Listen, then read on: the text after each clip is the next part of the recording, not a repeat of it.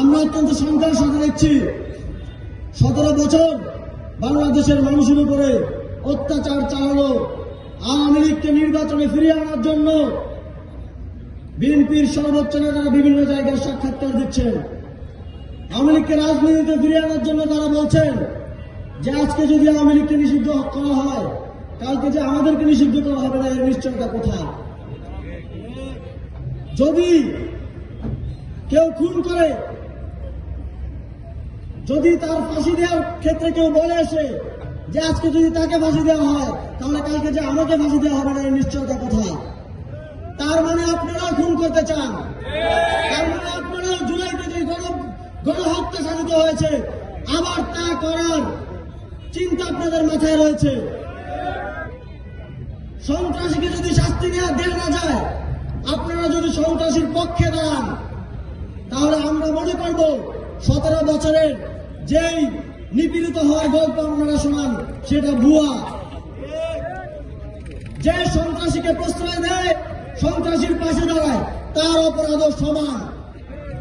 বাংলাদেশের জনগণ এবার নির্বাচনে ফ্যাসিবাদীদের বিরুদ্ধে তাদের ভোটাধিকার প্রয়োগ করবে এবং ফ্যাসিবাদীদেরকে যারা সহায়তা করছে, যারা শেখ হাসিনা পালিয়ে যাওয়ায় কষ্ট পায়, যারা শেখ হাসিনাকে আবার ফিরিয়ে আনতে চায়, তাদের বিরুদ্ধে ভোটাধিকার প্রয়োগ করবে। সংগ্রামী বন্ধুগণ, এবারের নির্বাচনে গণভোট বাংলাদেশের ভবিষ্যৎ, আপনাদের ভবিষ্যৎ, আমাদের ভাগ্য পরিবর্তনের জন্য গণভোট এসেছে। আপনারা নির্বাচনের উৎসবে গণভোটে হ্যাঁ ভোট দেবেন, এটা আমরা বিশ্বাস করি। আপনাদের ন্যায্য মজুরি আদায় করতে, আপনাদের ন্যায্য অধিকার আদায় করতে গণভোটে হ্যাঁ ভোটে ভোট দিতে হবে।